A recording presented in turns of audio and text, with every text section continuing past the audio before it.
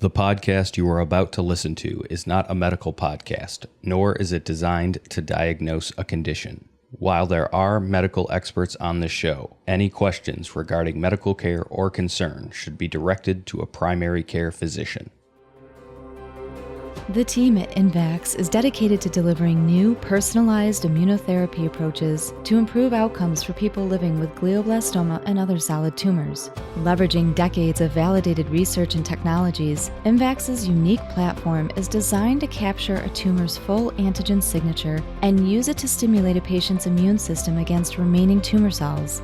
INVAX, advancing a new approach to personalized cancer immunotherapy. Hey, it's your friend Shannon Traphagen, and welcome to the Game on Glio podcast.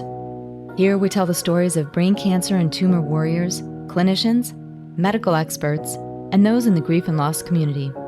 Thanks to all of you for making our podcast one of the most popular podcasts globally. If you enjoy our show, please consider writing a review. Also share us with a friend and follow us on Facebook, Instagram, TikTok, YouTube, and our website. Season 4 of the Game on Glio podcast is sponsored by GT MedTech and Gametile Therapy. Learn more at gtmedtech.com. Season 4 is also sponsored by INVAX, personalized whole tumor derived immunotherapy. Learn more at imvax.com. This episode is brought to you by Highmark Blue Cross Blue Shield of Western New York. Visit mybcbswny.com.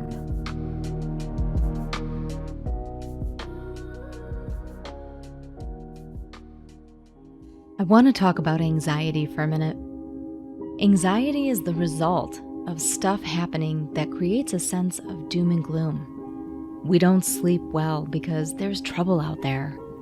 The world is a dark place at the moment. We don't laugh enough, feel joy enough, enjoy the sun, or pick flowers along a walk.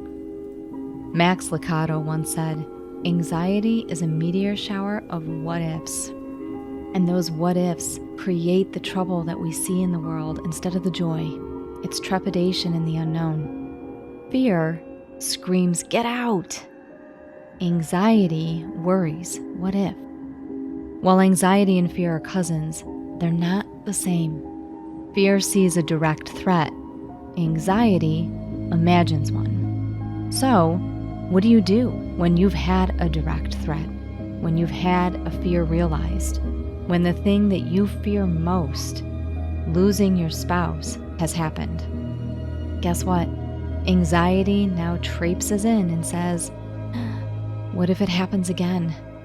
What if you lose someone else? And for many, this is when we forget to keep living in the in-between. We start to miss the signs that are leading us somewhere great. We forget to believe that love is possible even after loss. We don't have to live in the prison of anxiety and what-ifs. Life happens in the transitions. It happens in the moments. And that is the transition this show is making here this season and going into season 5. Yes, there will be a season 5. So many of you have spoken out and have begged us to keep going, and so we will.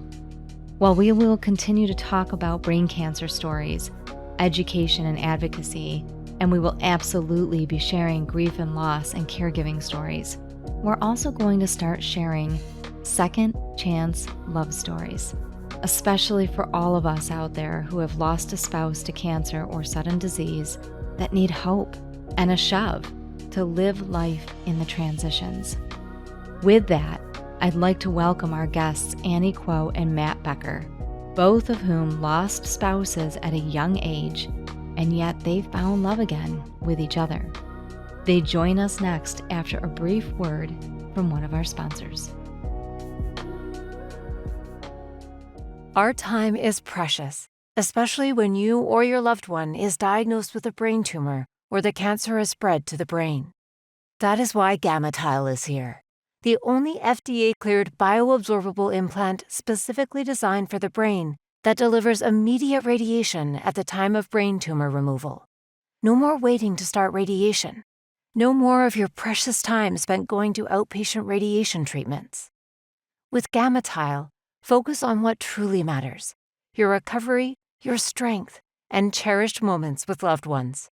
Discover GammaTile centers near you and find hope from inspiring patient stories at gammatile.com. Welcome back, everybody. Thank you so much for listening and tuning in.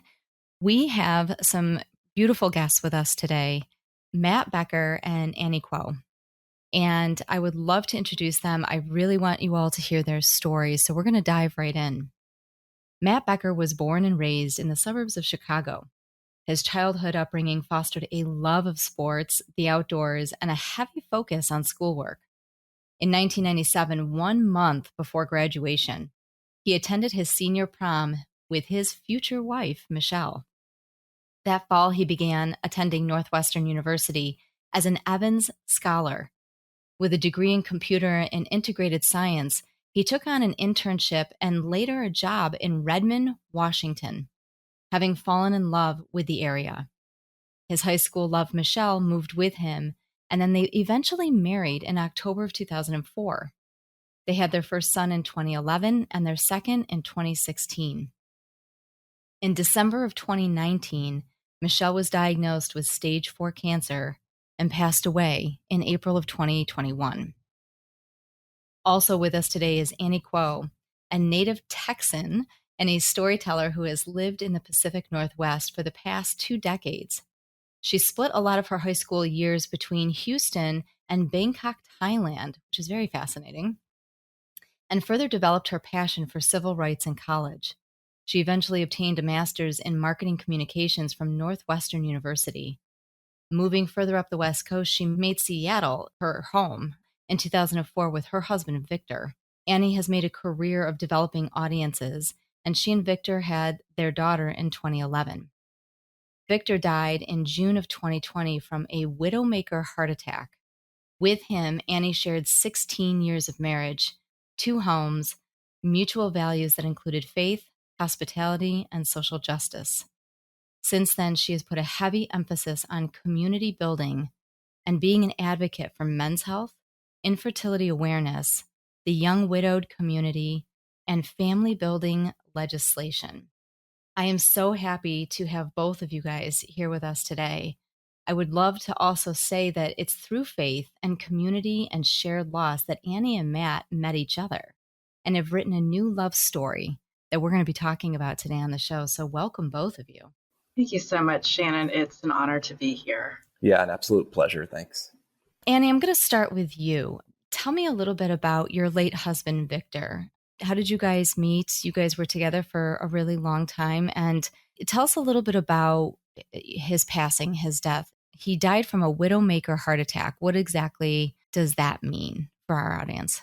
Victor and I we share with Matt and Michelle similar course of marriage. We were all married 16 years. Wow. Our first children were born in the same year, and we moved to the Pacific Northwest in the same year. As you said, my late husband's name is Victor. He was 6 years older than me. Unlike Matt and Michelle, we didn't meet in high school. We met through our families as children when I was 10 and Victor was 16. Oh, wow. That age gap does not have a lot in common, but many years later when we met as young adults, we hit it off. Back when we were kids, my dad took me and my siblings on vacation from Texas to Disneyland, where Victor didn't live in Disneyland, but he lived in Anaheim, California. And our fathers connected over acupuncture that week over my dad's back pain. We were referred through church friends. Mm-hmm. So our families met and our moms kept in touch through the years. And then after college, I attended a 2-year Bible college in Anaheim. So I was reintroduced to Victor, who was in grad school at the time. We connected over things like starting Asian American student organizations, things like that, common values. And we just got each other. Mm-hmm. We got married within a year of meeting again. We had our daughter, as you mentioned earlier, in 2011. After some years of infertility, 3 or 4 moves, different jobs. Mm-hmm. And at the time of his death, we were married just 2 weeks short of 16 years. He was actually buried the same week as our wedding.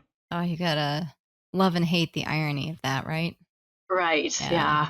it definitely feels like full circle, you know. Mm-hmm. We were married July 4th and he was buried July 8th. As far as the widowmaker, I mean, some people do survive a widowmaker, but it's the worst kind of heart attack that you can have Mm-hmm. besides sudden cardiac arrest. It means that the heart attack happens in the left side chamber of the heart that pumps the blood and oxygen to the rest of the body. So it's the main valve. Correct. On our daughter's last day of second grade, Victor went to the emergency room, and he'd been having shortness of breath, which he didn't tell us about. We found out in the ER, but he was admitted that night and had the ultrasound the next morning because he'd gone there later in the day, Mm-hmm. and he had the widowmaker heart attack on the table. They stabilized him and transported him to another hospital to make sure he had all the resources available to him, which included the most severe kind of life support called ECMO. Mm-hmm. Some people call it the bridge to nowhere because a lot of times people on an ECMO machine with a heart attack are waiting for a heart transplant, Mm-hmm. or they're waiting for their heart to recover, which could be, several weeks or months. Unfortunately, while on ECMO, even when Victor was getting better, this was over the span of like 5 days Mm-hmm. in the cardiothoracic ICU, he had a hemorrhagic stroke, then emergency neurosurgery, which did not stop the bleeding, and then we had the difficult conversation to let him go. It was very suddenly, but according to the death certificate, things had been going on for a while, even years. Some things we knew about and others we didn't know. Mm-hmm. Things we knew about, like the type 2 diabetes, things we didn't know about the heart disease he'd apparently had for years. So that had been building up, but it was just something that just wasn't on your radar. So, I mean, in all honesty, because most people manage diabetes, even if you're aware of that, this is the conversation when it comes to like heart health, that these things can be quick, they can be sudden, and there can be rapid decline. But to have all that happen in a very short period of time, that's still a lot. Yeah. His death certificate, frankly, shocked me because it lists several causes of death. Mm-hmm. And then other conditions. There was also a long list of other conditions contributing to his death. It was something that kind of stewed at me for a while about, like, how come he didn't get diagnosed with heart disease when he had all these other conditions, like fatty liver disease and high cholesterol. Why wasn't it picked up? Yeah, exactly. Yeah, that's the why questions. That's the rabbit hole we tend to go down. Yeah. And he did manage his diabetes relatively well for some time, but he also had the diabetes burnout closer to the time of his death. That chronic disease does require a lot of daily upkeep. Yeah. And unfortunately, it's not very forgiving to the internal organs. Right. So, Matt, let's switch over to you because your late wife, Michelle, you guys were high school sweethearts. It's interesting just the direction that both of you with your first loves took. The chance meetings all the time with Annie and Victor, you and Michelle growing up in high school together. It's rare to hear these kind of journeys that take place over long periods of time. And honestly, it's very welcoming because you just don't get those kind of stories anymore. So tell us a little bit about Michelle. Obviously, you guys were together for a very long time, but she died from a little bit longer of a battle with cancer, which is something that I'm very familiar with. So share with us a little bit about that journey with her. Yeah. We grew up probably like 3 or 4 miles from each other our entire lives, but didn't really cross paths that much. I mean, we had circles of friends who were adjacent to each other, I would say. Mm-hmm. But then we had some classes senior year, and I asked her to prom at the end of the year. And that's kind of how we got our start. More or less together since 1997. We had already selected different colleges. We went away and we tried to do the mature thing and say, well, this probably won't work. But that didn't last too long. We ended up back together pretty quickly. We both kind of took this gamble on moving cross country to the Northwest in 2001. We both fell in love with the area, got married, started a family. Yeah, and then her diagnosis in 2019 was preceded by kind of a series of odd pain symptoms, series of misdiagnoses, the final misdiagnosis, which was endometriosis. And so she went in for a hysterectomy. When the pathology came back a week later from that, which was supposed to just be like a sanity check to make sure it wasn't cancer, it turned out that it was positive for melanoma. And actually the night we got that pathology, she had a hemorrhage and emergency brain surgery and a bunch of tumors there that we didn't know about yet. She had some brain tumors. Yeah, so it had already metastasized there. She had a very rare form of melanoma called mucosal melanoma. That's very rare. Melanoma is thought of as a skin cancer, right? But this is a rare subtype that does not originate on the skin. Yeah, that's more of an internal, right? Exactly, yeah. So she never had any visible outward indicators of melanoma.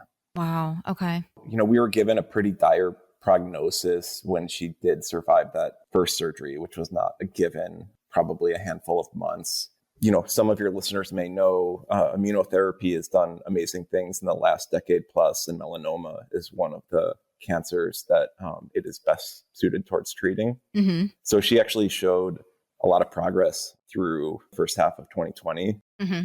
a regimen of immunotherapies and some targeted radiation, mm-hmm.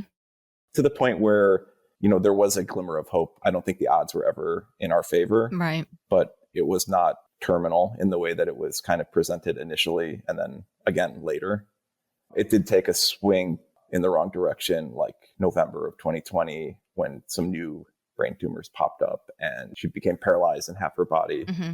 And at that point, it was just kind of a slow downward trajectory, like so many effective cancer treatments. Once the tumors kind of learn how to work around the immunotherapy, they lose their efficacy. Right. And then she passed away in December. Is that correct? In April of 2021. April of 2021. Yeah. Okay. I didn't know about the brain tumors. A lot of what we talk about on the show is brain cancer driven. So that's really fascinating. Unfortunately, for a lot of folks who do succumb to melanoma, that's one of the primary locations of mets that end up being fatal. Yeah, it's a common metastases for that particular cancer. Yeah. So you guys both were on this journey where you were both living in the Northwest. You both had lost your spouses. For both of you, and whoever wants to go first, feel free to jump in. That first year after losing your spouses, what did grief look like for both of you? What were the challenges that you guys butted up against? And especially as because, Annie, you had a daughter, and Matt, you have 2 children as well. So what was it like to single parent, especially during that first year? Man, that first year feels like forever ago because it was in the early months of the pandemic that Victor died. Yeah. So a lot of my daughter and my grieving process was in isolation. I mean, people would come and drop off food at the front door, cards and flowers, but we wouldn't see anyone except over Zoom. Mm-hmm. And a lot of the traditional rituals weren't happening in person, like our graveside service. We did have that in person, but the memorial was over Zoom. We didn't have that kind of like open house where people could come through. Mm-hmm. And some of that, you just don't get to recover from. But I would say I was in shock that any of this had happened. And honestly, the grief was pretty intense. I lost 40 pounds in the first 3 months. All that food that people were dropping off, I had to duct tape the freezer shut, because I wasn't eating. It was a hard first year, I would say. We also faced some unexpected challenges with family dynamics and litigation, just things that we were not expecting that did complicate our process and kind of prolong it a bit. But my daughter really held it together. She took her turn in the second year, but I think she stayed strong while I was kind of showing her the model of what grief is, honestly. Yeah. And parenting her has always been a joy more than a challenge. But, this definitely was a curveball and unexpected. Don't get a rehearsal for this, right? Well, there's no guidebook. Yeah. So I think for me, the challenge of single parenting or being the sole decision maker, grieving while also figuring out what day to take the trash out. And we're currently going through a whole house interior remodel, a gazillion decisions to make there, some more environmental stressors, but also navigating whether to change her schools. We ended up staying at the same school that Victor had handpicked for her as long as we could, another 3 years. And then it was time for a fresh start to the middle school across the street. But I would say that she has helped guide me at the same time as I am now presently exploring a lot of parenting resources to navigate the transition into middle school and adolescence and her first 6th grade boyfriend and all of that. Yes. Yes. Yeah, it's a whole new world. Yep. That's that gray area of adolescence. Yeah, and getting her the resources that she needs, like grief camps and finding community among other young people that she identifies with, and all the sports that she's doing now. So Matt, what about you? What did that first year look like? And ironically, when Michelle passed away, I think it was just as some of the pandemic restrictions were really starting to ease up a little bit more, if memory serves. But Mike, my late husband, had died in the midst of the pandemic too. So I'm familiar with a lot of those restrictions. So what did that first year look like for you and your kids?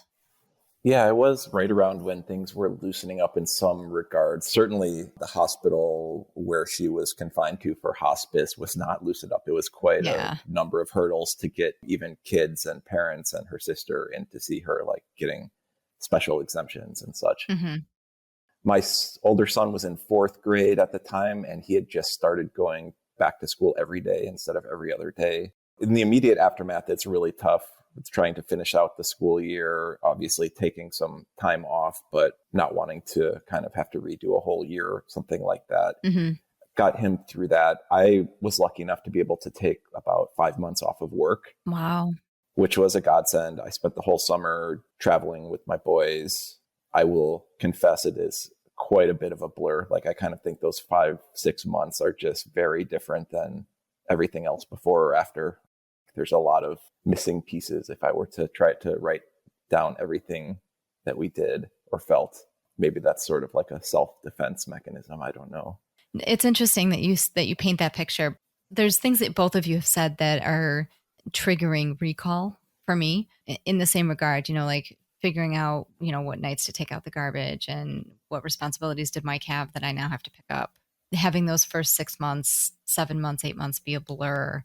Yeah, I think it is. I think you're just so numb that you're just kind of going through the motions for a while until you start to get some feeling back in certain spaces of your heart and your mind.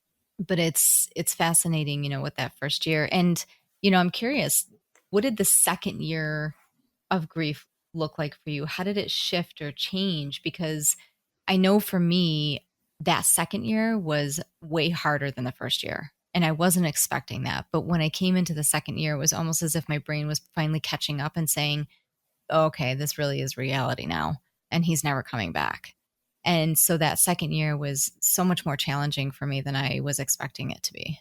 Yeah, I can jump in there. I mean, I definitely had some people that I had met through this experience now that were a little ahead of me, including Annie. I'd kind of been forewarned that the second year hits a little different and can surprisingly be more difficult in some ways.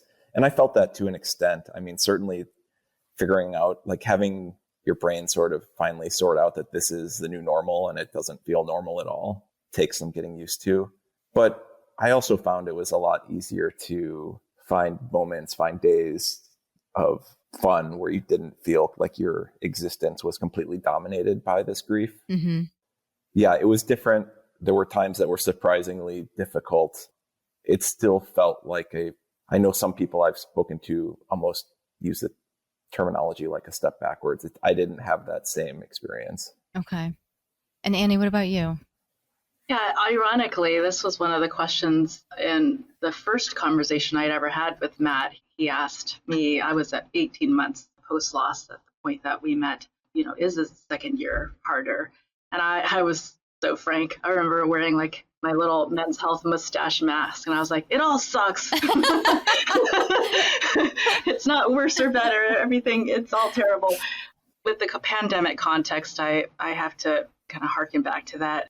It was like year one 2.0, honestly, because at that time, the world was just starting to reopen again. And I was like, okay, my daughter and I are going to have to go through the holidays and the milestones and the drop-offs at school as if it was the first time. But this time it was a little at a different phase, right? Mm-hmm. Literally able to see people sitting on the soccer sidelines by yourself, watching your daughter play, going to the store and buying the soccer cleats and wishing her dad was here to see her. So you're almost sheltered in that first year because of the pandemic. So it almost gives you like this weird bubble cushion. Yeah. But then all of a sudden you're smacked with the reality of, okay, now I have to go back out in the world and do all these things that we used to do together. I mean, for me personally, it might have been a good thing because the way that I've dealt with grief in the past, like pregnancy loss, I would just travel avidly and just sort of distract myself from it. But when you have to buckle down and stay home and everyone else in the world is doing the same thing, you just have to deal with it, you know? You can't escape it. Yeah. There's not too many Zoom calls that you can over schedule, you know, during the pandemic to distract yourself. So right. I think in some ways, looking back, that was a blessing for me to address it. And I often use this metaphor of the buffalo. I read it in a book about grief by one of the proteges of Kubler-Ross in his book, Finding Meaning. But he compares the best way to approach grief is just to be the buffalo. When you see a storm, just turn around and charge through the eye of the storm, and you're going to come out on the other side a lot faster and a lot cleaner than if you were a dumb cow who turns around and starts running and tries to avoid it. Cows are not very fast. Yeah. So they get caught up in the storm and then they end up staying longer. That paints a pretty accurate picture of how you really do need to work your way through grief. I'm curious, you know, for either one of you, do you have any opinions or thoughts on, and especially through discussions and different groups and things that you've done and experiences, do you think that some of the grief journey is different for men than it is for women, that there's aspects of it that differ along the way? I think so. Much like the conversations we've had between ourselves or in our group between people who lost their spouses suddenly or gradually, there's not a good answer. There's not one that's better than the other here, but there's differences. Speaking as a guy, like, I don't know how much of this is self-imposed or not. You know, I took my youngest son to his first day of kindergarten about 5 or 6 months after Michelle passed. And I certainly had like imposter syndrome / inferiority complex about being a single dad and always worried that I was going to commit some faux pas, like forget to pack a lunch or something like that. And that people would just roll their eyes and just be like, oh, single dad can't keep it together. Mm-hmm. So that's the thing that jumps out most for me. I'm guessing we'll get to this in a bit, but on the topic of dating and things like that, I think generally there might be more cultural acceptance / pushing for widowers to jump into that arena sooner. Mm-hmm. I didn't personally feel any of that, but I'm certainly not denying that it is out there in the ether. Mm-hmm. There's this old adage that women mourn, men replace. But I think that's changing, honestly. We have a lot of guys in our community of young widowed people, and I think they are really healthy grievers. I was on the University of Washington Men's Health Council for several years, and so we're always kind of looking out for guys to get the support that they need mentally, emotionally, encouraging them to go to the doctors. It's fascinating. It's interesting. I think that there's different aspects of when you're in relationships for as long as all three of us had been in our previous relationships with our late spouses, there are these cultural norms and these dynamics that you develop along the way. Women are caretakers, caregivers, really on top of the household stuff, making lists, remembering birthdays. We've got this thing with your family this weekend. We've got to do that next weekend. We've got this group thing coming up. You've got this for the kids. And, you know, men are, you know, they fix the house, they take care of the plumbing, they schedule repairs, you know, like there's kind of that. And it's not always that way. It's obviously changed quite a bit over the years, but I think that those natural instincts are always there, especially when you're in relationships for as long as we had been.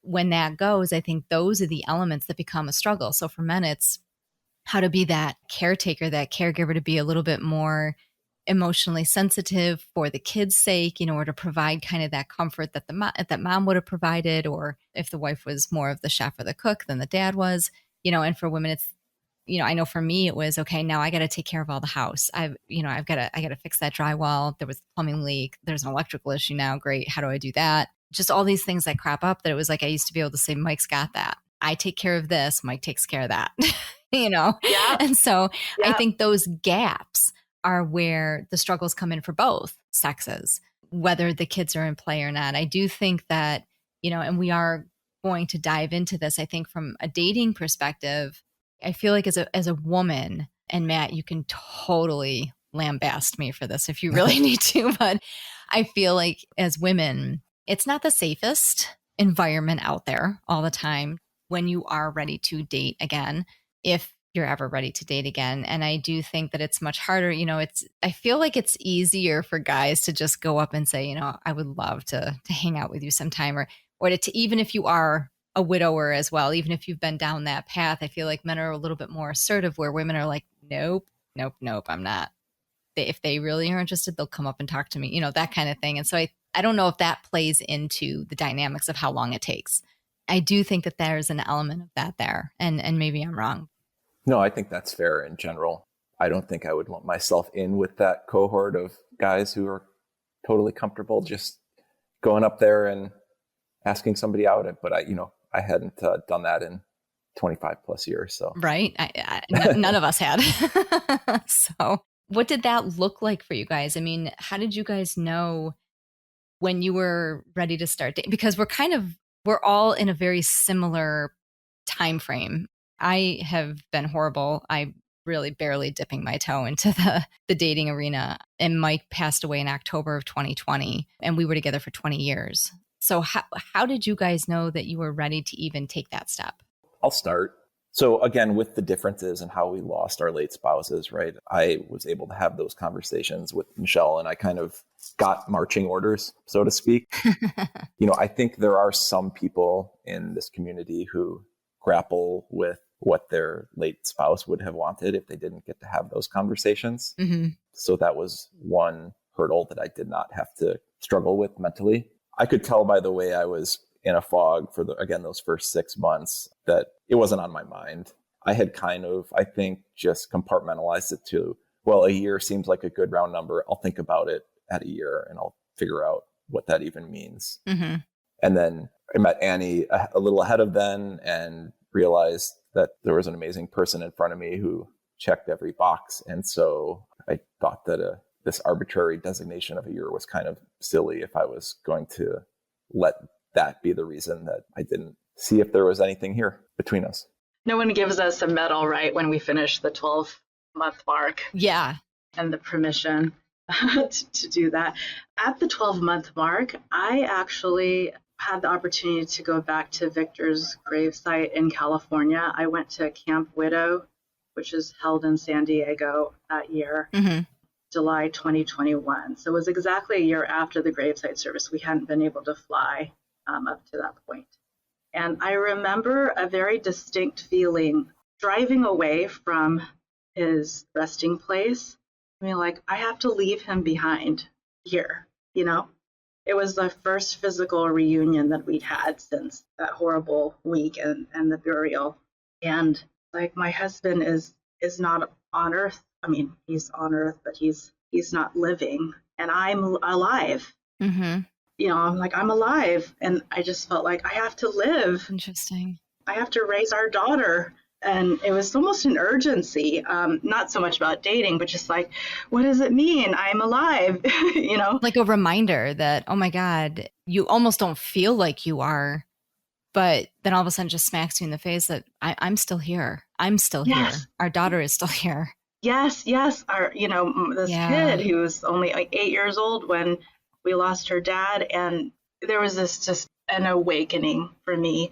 And I just felt like it was a charge or a commission almost to like, I got to get back on the rails, Mm-hmm. I've got to live this life in honor of him and what he can't do while he's here. I've mm-hmm. got to raise our daughter well, widow well, live well, all of that. And in terms of getting back out there in the dating realm, I knew that I'd wanted to be married and stay married, and that hadn't changed. Mm-hmm. It couldn't be with the same person, but that desire doesn't go away. Right. Yeah. I am a social person. I think we're all as humans wired for connection, whether introverted or extroverted. Yes. And I knew that I didn't want to be alone. I'd rather share my life with someone. I started in earnest to, again, take that academic approach, read all the books, watch the YouTube videos, just like input, take it all in. Activation I struggled with a little bit. It was really meeting Matt We talked a lot as friends about dating, not each other, but what it would be like to date. And I thought that this metaphor kind of rang true for me. I said, I think for me to start dating, even as I'm absorbing all this information about what it would be like to date in this modern dating culture that sounded awful, by the way, I think someone's going to like push me into the deep end and I'm going to have to learn how to swim. In the end, I was about to jump in and I kind of put my toe in the water, so to speak, in terms of like signing up for a few things. Maybe we'll get to that part of the story. But then he kind of pulled me out and then we jumped in together. So I'm curious. So you guys were both kind of toying around with this idea of dating. You were starting to feel like maybe you were open again, it sounds like. And then you guys knew each other. So were you two for each other, the first people that you had dated, or had you guys gone on a date here or there or done a dating app? Was there any trial with anybody else, or was it really just you guys met each other and that was kind of it? I'll give my answer first, which will be shorter, and then Annie can get to the story she's teasing. Yeah, for me, it was the first. There was no toe dipping or anything like that. I had actually at one point, this is how naive I am, I downloaded an app just because I thought like that would allow you to just like look at this hellscape that is modern dating. But then it's like, well, no, you have to create a profile before you can look at. So I didn't even know that. So I just deleted it. I'm like, I'm not making a profile. I'm not ready to talk to somebody yet. That's funny that you mentioned hellscape because it scares the crap out of me. It really does. It's not the greatest atmosphere out there. Annie, what about you? Was there a slightly different story for you before really diving into dating Matt? Just slightly, because I'd had a year on him in terms of being widowed. Before I met Matt, I had 2 longtime male friends confess their deeper feelings for me. And then an ex-boyfriend from college reached out to explore moving to Seattle with, I think, the subtext of resurrecting our relationship. I was not ready nor interested at the time. I'm still not interested in those options. Matt's probably like, whew, thank God. Sorry if they're longtime listeners and they just unsubscribed. Oh, I have a feeling everybody's going to love this conversation. So Matt and I had met, and we were, I guess I was already like researching all this stuff, but just not like you, Shannon, not really thinking that I was going to get started on anything. But then Matt told me that he'd probably start getting out there in the nearish future as we were approaching the 1-year mark. I was like, how soon is that? Like in May, the month after Michelle's passing, 1-year milestone. I just thought, if my dear friend Matt is going to get out there and I'm starting to crush on him, I'm going to have to watch his early dating life unfold, and that would just like be so heartbreaking. So I better create some options for myself. Interesting. So that at least I would have a parallel track and we could just compare notes instead of me just kind of like watching along the sidelines. So I ended up signing up and then letting Matt know about it, along with another widow in our little group. I signed up for a social club for singles, where you just go to a bunch of events and trips. And then I also signed up for an online matchmaker where they had like 2 tiers of membership. And one of them was you get a curated date per month. This is not an ad, I promise. I won't name these places. But then I signed up for like the other tier where you pay $100 a year to be potentially in the pool of flavor of the month, for their higher paying clients. And so I was like, all right, I'll do those 2 things. Notice neither of them were dating apps. I also was not ready for that yet, although I have met some people who've been successful. But I wanted to try a little bit more traditional route. So I thought a matchmaker and maybe just getting out and meeting people would be helpful avenues. And then I told Matt about it. Oh, you did? It was like hint, hint. It worked. That's it's interesting because so this has not been public knowledge. So for all of our listeners, they're going to hear about it now, but I have only just started because Annie, I've been always of the same mindset as you. My whole frame of desire and reference since I was, young was, family, wife, children. Those were things that were fundamentally just very important to me. And, Mike was my soulmate and my best friend. So it's been hard to kind of move into the space of how do I allow somebody else in and share that intimacy.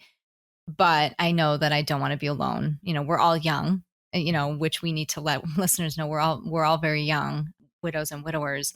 And so you don't want to go through your whole life being just a solo person. We are social beings. Like you, I'm a very traditional person. I decided to do like a speed dating event instead of trying to do the dating apps. And this is very, very recently. It did not go well. Oh, but you got out there. It was like a baby step. That is the way to get unstuck. Yeah. It was the first and last time I would do that. But one of my closest friends went with me. She was my wingman and kind of sat at the bar. And then I got done and she kind of looked at me. She's like, oh, you need a drink. You mentioned something that I wanted to touch on as far as this whole idea of being social beings and being part of a community and trying to figure out how you do this without feeling so alone. And you mentioned being part of a social club.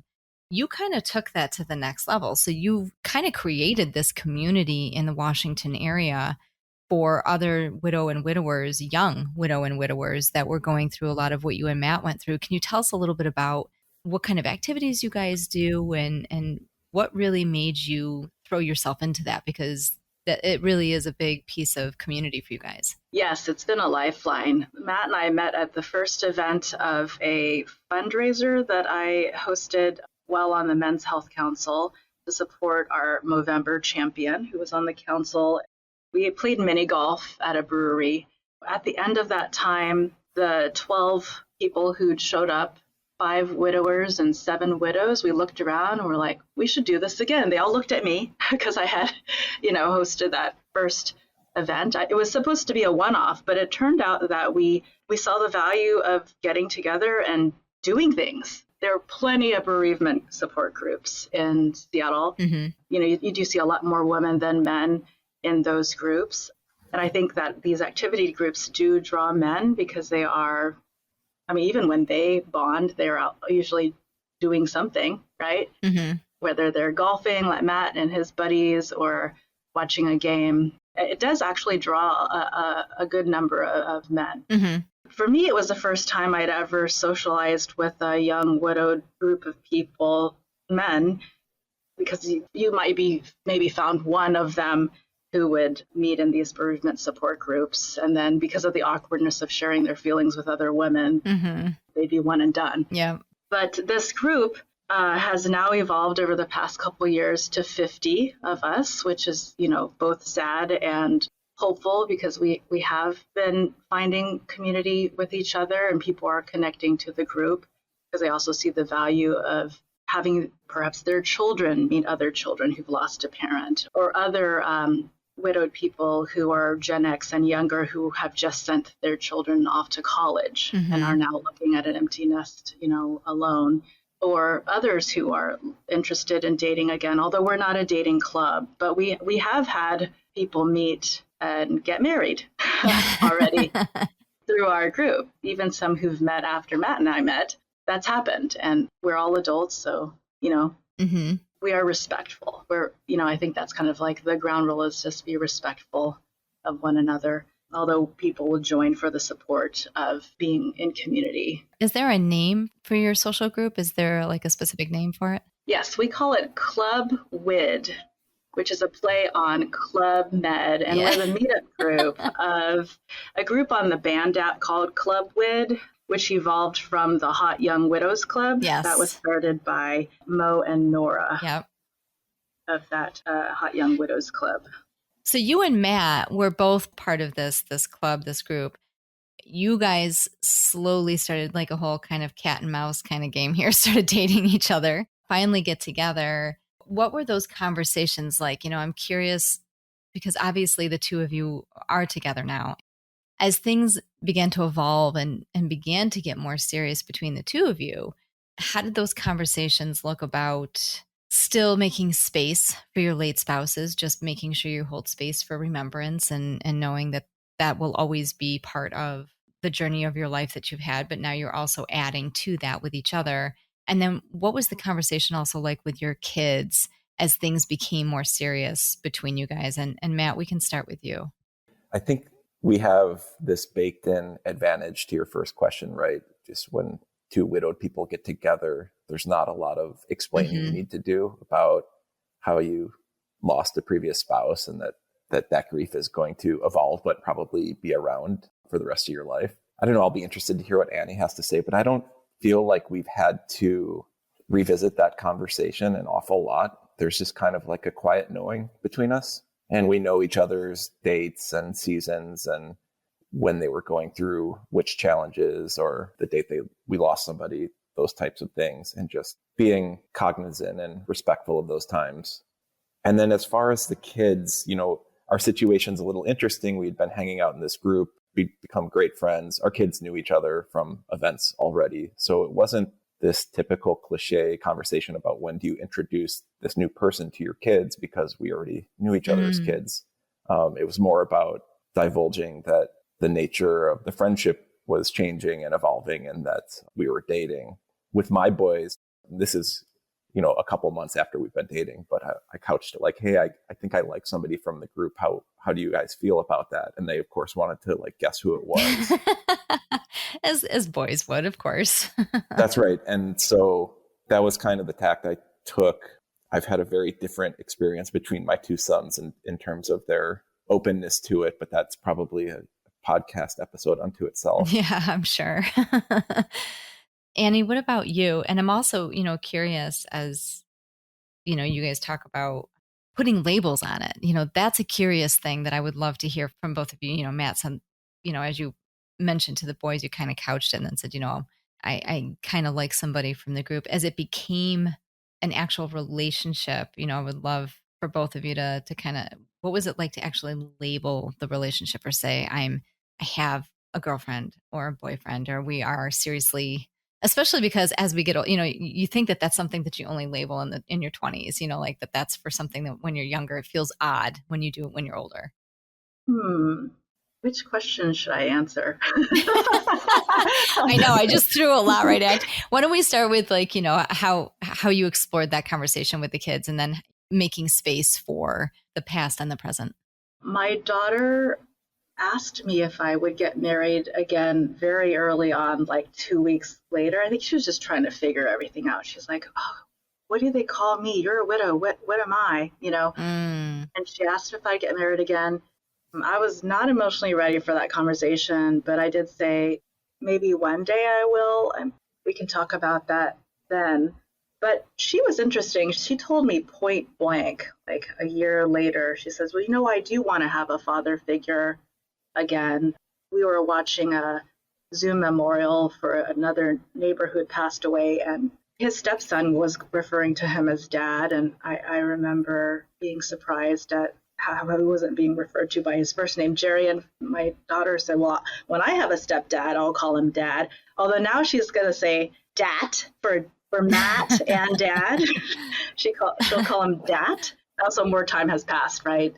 She was the age that Matt's youngest son is now. Oh, wow. Okay. Yeah. So I look at Matt's youngest son, and I remember, oh my goodness, she was old enough that I think some of her memories of her dad will hold. Right. But wow, a lot changes in 4 years. And she was so small, I just think about that as like a visual reminder. She has been very supportive. There was one time when she had a dream that I was taking a nap with Matt, and she got mad and she hid under her bed in her dream. That came out maybe a year later, but she's been very adaptable, and Matt and my daughter have a relationship of their own of mutual respect, and they've connected over their joy of making. Matt is an amazing cook. My daughter's really interested in launching a YouTube channel. Oh, that's great. I love that. Healthy heart cooking. Love that. So they have kind of their own resonance. Also, my daughter's really into sports. Neither of Matt's sons are currently. So Matt, you have an outlet. Absolutely. Yeah. So what was that label like then? As you guys got more serious, when you finally started to realize that you needed to kind of I don't want to say label it, but that this is what it is. It's the two of us. We're gonna be together. This is serious. Was there like a hesitation or a scaredness to say, okay, this is what it is. This is my significant other now. I think there was just a clumsiness on my part because, I'm, again, so far removed from anything label wise that I don't know. I don't think that we ever really had to have a conversation about being exclusive or anything because of the nature of how we got together. Okay. I think I threw a girlfriend out there a little too early. I again, 25 years removed from how all these things work. Yeah. So, And I said, you can call me Chiquita. yes. Why Chiquita? Where does that come from? I don't know. For some reason, I'm thinking of the lady with the banana hat. Yeah, Carmen Miranda. Yeah. It was kind of like an inside joke, and honestly, when Matt proposed in February, I followed up with my own proposal holding a card and a bunch of bananas because we kind of went with Chiquita and Del Monte for a while. We were just ridiculous. So Annie has just revealed what I was going to let all of you know in a second was that you do have some news. You guys are now actually engaged. Yes. That's right. Congratulations. Thank you. Thank you. So when that engagement took place, I mean, let me ask you guys this. So especially now that you guys are engaged and you're entering into this phase, which is so exciting. And again, it's a second chance at love. I've said this a number of times that it's really hard for lightning to strike twice. And when it does, hold on to it because it is hard to find. When that happened, when you guys got engaged, was there any feeling of scaredness about, okay, I'm in love again? What if I lose them because I lost the first love of my life? Have there been any of those moments?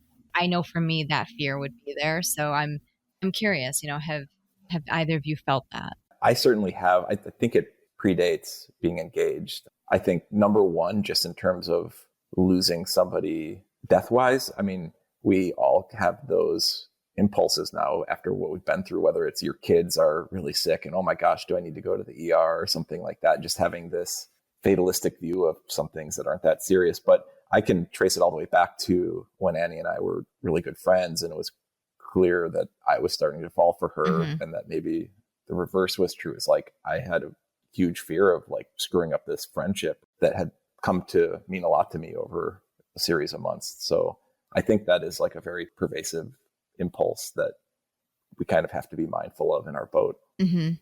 What about you, Annie?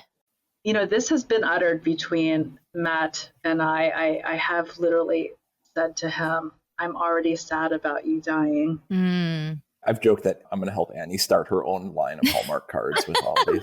I know there's some pretty good one-liners in there. Yeah. I can see the images, the graphics. Yeah. Or, I have already charged him that if anything happened to me, I hope that he's the hottest one and hot commodity in the nursing home if he survives me. There is that fear of losing someone again, but for me personally, I would not want to have that fear of losing to replace the chance to love somebody again and have that companionship and see what can happen, have the adventure.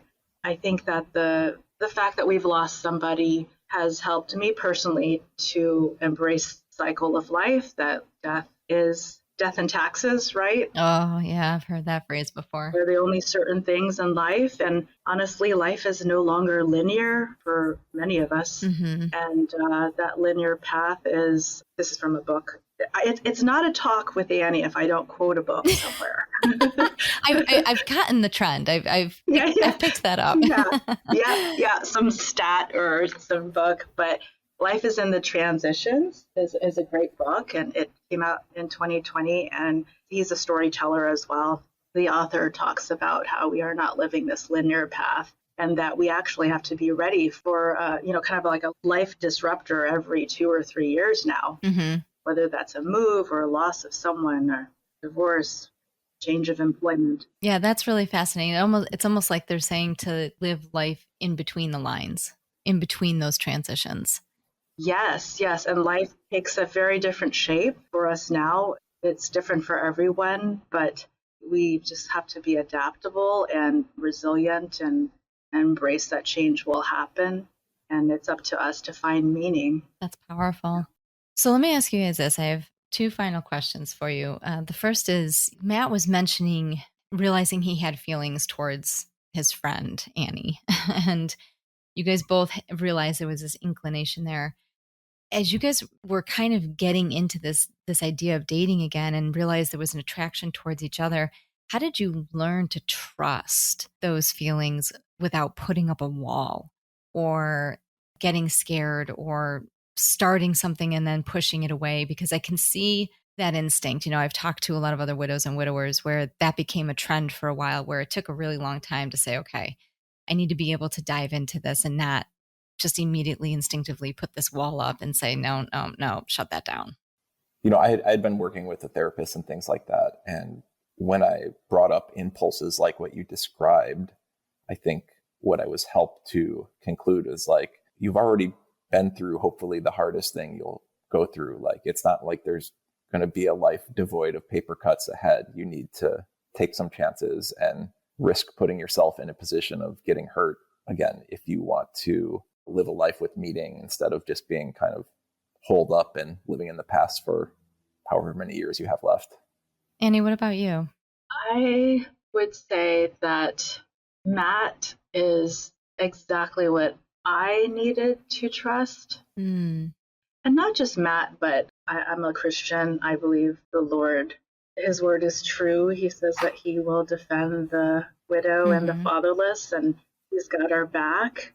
I do trust Matt, but I also trust my creator and author and perfecter of my faith. And I really have leaned, and I've told Matt that, I said, I don't doubt you, but I also know that things can go sideways really quickly, and I don't mean that about me and Matt, but just we've seen things go sideways quickly with our spouse's health, and when that happens to you, it's a trauma, and it kind of gets baked into your brain that like things can happen, suddenly. I give you my vow and I gratefully accept yours, but just life in general, you have to be able to give yourself to something above all of the chaos. Yeah, it's like a free fall. You can trust at the human level, but on an existential, spiritual level, I also trust that I will be caught and we will be okay, It's interesting that you bring that up. I know that faith plays a huge part in this journey for you and Matt. I don't know if this speaks to you as well, but I do know that for me too, I'm a very faithful individual, and I've gotten into this routine lately of kind of taking my hands off the wheel, so to speak, and becoming a passenger in my own car. Yes. Just kind of giving it to God and just saying, okay, you've got the wheel today. I have no idea how today's going to shake out or what's going to happen today, but I'm just going to give it to you, and I'm just going to kind of go through the day. And there is something freeing in that. I guess it allows me to free up space where that fear has really had a firm grasp. So I guess to say, so it's interesting that you mentioned that. And I do think that there is power in that for as chaotic as the world is, I think the more we try to control things, the more things spin out of control. And the minute we let go and we say, okay, we've got to have faith in something higher than us, things start to quiet, the noise quiets. Amen. Yeah. And I think that, once you learn to let go a little bit, you can focus on the fact that you don't control a lot of these things that happen to you, but that you do have autonomy and agency over what you do in the aftermath or with the things that you do control, small as they may be. I was going to say it's not much. Yeah. But that you don't have to give up completely on making choices or pivoting or whatever it is just because you thought you had a plan and that carpet got pulled out from underneath you. I guess I'm speaking a little bit towards both giving up on this notion that we have some grand control that we don't, but also that we are destined to be victims of all of the circumstances around us. That's fascinating. And I think it's very true. I think that God or your, whoever it is that, you believe in, they give you a certain amount of freedom. You have control within that. You can certainly just ignore if you want to, or continue to let to try to rein in the control so that you can't even breathe. You have to control every single second. But I think if life has taught us anything, it's that sometimes you have to roll with the punches that you've been given, but then within that, figure out the best way to kind of make the most of the situation and the circumstance. And within that, there can be beauty. Within the chaos and the death and the sadness, there can be beauty that comes out of that. It just may take a while. I've heard so many times, and sometimes it's been whispered to me in the quietest of moments, that God's timing is not my timing. Right. And I'm not the most patient of people. So my patience has definitely been tested over the last 3 years. But I do think that there is an element of that too, that, timing is a funny thing. And that's where, you have to walk in faith and not what you see in front of you. Yep. Yeah. It is a lesson I didn't want to learn this way, but in retrospect, I mean, we don't always have to find the silver lining, right? We lost somebody that we loved. There is no real silver lining to that, and we don't need to. It's kind of like, there's another book. It's okay that you're not okay. It's okay to be sad. We love somebody. We're gonna mourn them, but life can be beautiful again. I think that's something that I'm learning to embrace. So I'm curious, as you guys, it's such a beautiful story, and it's something that at Game on Glio we've been wanting to elevate more and more and more of, to remind others that there is always hope and inspiration. There's always a chance for love if we're willing to be open to it. So, as we get ready to end, for others who are navigating significant loss of a spouse, especially young widows and widowers who are really trying to navigate this journey, whether they have children or not, what do you want them to take away from this story, from the journey that you and Matt have been on?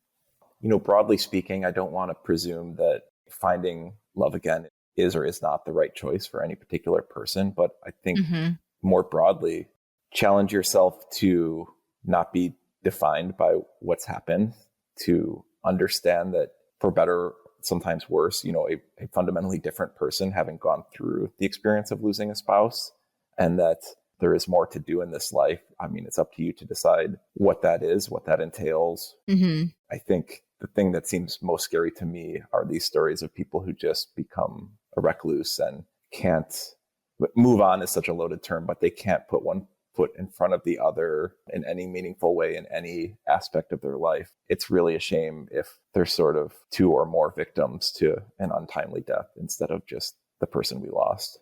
That's really profound. It is very well said, Matt. Yeah.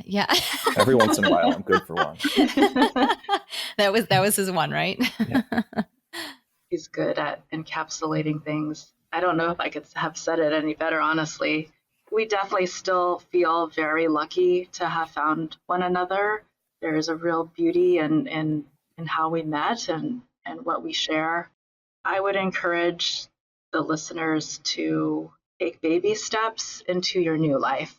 It could surprise you what you will find as you exercise those muscles to try new things, whether it's going to something you've never done before, like taking up tennis, or going to an event like Matt did, where he ended up meeting me, and a group of people who've become cherished mutual friends. I mean, we were so elated to have met one another. Do you remember that, Matt? Like in the early months? Yeah, especially out of the context of a support group, right? And that's not to diminish all of the value we all got from our various support channels individually and in groups, but this was such a huge missing piece for all of us. Oh my gosh. Yeah. Just like the hilarity that ensued over group text, about our children, and the dark humor. Like during work, I'd be like, this is hilarious, hysterical. It was just like the humor and the camaraderie that got me through some of those early months. We were just elated to connect with one another in this group and see it grow, even though, we call ourselves the worst reason to make new friends. Yes. But then you're already halfway up the mountain when you meet this group of people. I would encourage everyone there to find your people, whether it is organizing your own group, or if that's too tall an order, just to reach out to find somebody online that you can talk to, exchange messages with and get together for coffee. Just to connect. Yeah, just to connect. And the value, even to our own personal emotional health, is vast. And it is part of the rebuilding of your life to take these small steps that then become muscle memory. And then suddenly, you're looking back. You don't realize how far you've come. It's amazing. There's such resiliency. And I think that's what I want everyone to take away from these kind of stories, is that there's not only resiliency, but you don't have to lose the hope of or shut down to the idea of finding love again. And it's a good reminder, even to me, that it's possible. And I think that there's more power in that than anything else. So I am so grateful to both of you for sharing your stories, for jumping on and talking with us today. I think it's so powerful to people globally who listen to this to know that you can find love again, that you can share life with someone again after such a significant loss, and that there's joy to be had in it. So, and I'm so excited that you guys are engaged. Of course, I knew this going in. Thank you. I'm so happy for you guys. I'm so grateful to get to know you. And I know that we will have many more conversations even after this episode airs. But thank you both so much for joining us today and sharing your story. This was great, Shannon. Thank you, Shannon. Thank you. Thank you for everything you do for this community. Thank you so much. And with that, everybody, we will be right back.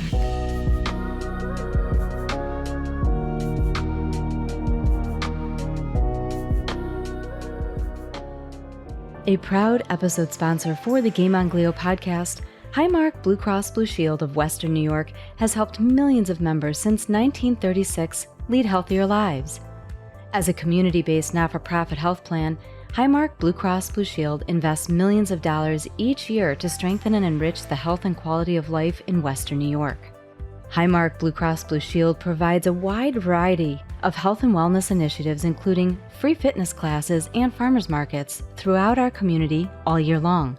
For more information or questions on our initiatives, contact us at communityrelations@highmark.com or visit mybcbswny.com.